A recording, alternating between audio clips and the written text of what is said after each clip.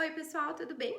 Sigo aqui no meu cenário natalino e eu queria conversar um pouquinho com vocês agora sobre as nossas retrações de gengiva. Muita gente tem e nem sabe porque nem sempre elas são acompanhadas de alguma sintomatologia dolorosa ou de sensibilidade para os nossos dentes. Então fiquem ligados, vocês conseguem fazer esse autoexame em casa para saber se vocês têm alguma região com retração de gengiva ou não e o quanto que isso pode ser prejudicial, quando que deve ser tratado, quando que deve ser observado, avaliado clinicamente por um profissional, né? E o porquê, tá bom? Vem comigo!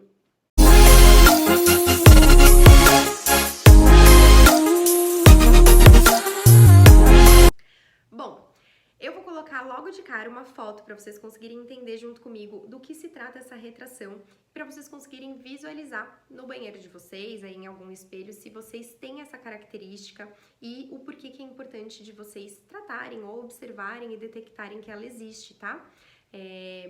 Eu sempre dou algumas informações para os meus pacientes para facilitar a nossa comunicação. Eu comparo os nossos dentes com o nosso braço, né? Fica até de dica aí para os profissionais que quiserem de alguma maneira explicar para os pacientes e não estiverem conseguindo serem tão bem entendidos.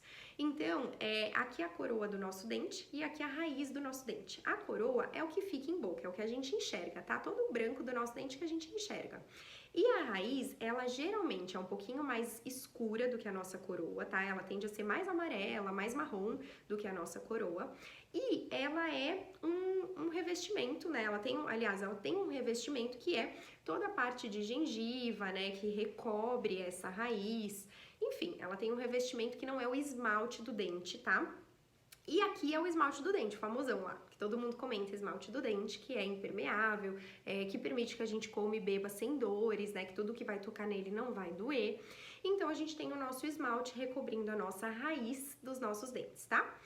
Quando a gente tem uma força excessiva nos nossos dentes, além dos nossos dentes fazerem esse movimento ali, né, dentro do nosso osso e distribuírem as cargas uniformemente ali para as raízes e para o osso que está ao redor dessas raízes, ele começa a ter algumas flexões de coroa. E essas flexões de coroa, elas vão gerar um acúmulo de carga exatamente no ponto de divisão da coroa com a raiz, que é o ponto, geralmente, de menor circunferência do nosso dente, que é como se fosse o nosso punho. E aí, essa raiz vai fazer o quê? Essa gengiva vai fazer o quê? Opa, não fui feita para carregar essa carga, deixa eu sair um pouquinho daqui. E aí ela retrai. Quando a gengiva retrai, ela expõe para o meio externo da boca uma região de raiz que foi feita biologicamente para estar protegida, tá? E essa raiz, essa região, você pode começar a ter sensibilidade de dentes nessa região, porque tudo que toca tende a doer. Só que quando essa retração é leve e a gente ainda não teve desgastes nessa região, nem sempre o paciente sente. Então, muitas vezes você tem essa retração, você pode pensar em tratar os motivos pelos quais essa retração aconteceu, porque não é só a carga excessiva que pode gerar isso, a gente tem essa questão multifatorial, então pode ser um excesso de força na escovação, pode ser o jeito, né, a técnica que está sendo escovada esse seu dente. Pode ser por falta de escovação no local. Tudo é motivo para a gengiva falar, opa, deixa eu ir embora, não quero competir meu espaço com bactéria, por exemplo, ou tá sendo muito forte essa escovação para mim, eu não quero mais sofrer isso, deixa eu, né, migrar. Então, para vocês conseguirem entender que a maioria dos pacientes que entram aqui, que são avaliados pela primeira vez no meu consultório, tem essa característica em um ou mais dentes. Então isso é bastante comum e se você tiver e não fizer nenhum tratamento para brecar que essa retração continue acontecendo nesse e em outros dentes e para proteger essa região de raiz que ficou exposta no meio externo da boca, a gente pode ter algumas consequências como sensibilidade e perda de tecido nessa região.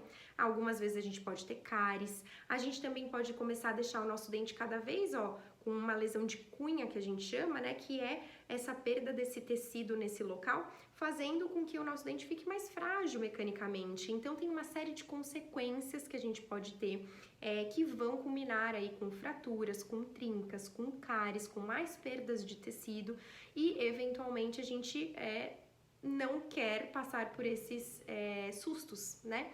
Então, se você fizer aí o seu exame clínico no seu espelho, tenta observar se você tem essa característica. A gente consegue hoje resolver avaliando, né, o caso clinicamente, vendo se você tem indicação para fazer um enxerto de gengiva nessa região, que é devolver, como se a gente estivesse devolvendo essa gengiva para o local correto. A partir de um tecido, de um material que a gente coloca na região, ou se você tem indicação para restaurar com uma resina composta, que é um tratamento também muito bom, mas precisa ser avaliado em que caso que a gente escolhe fazer cada um desses procedimentos, tá?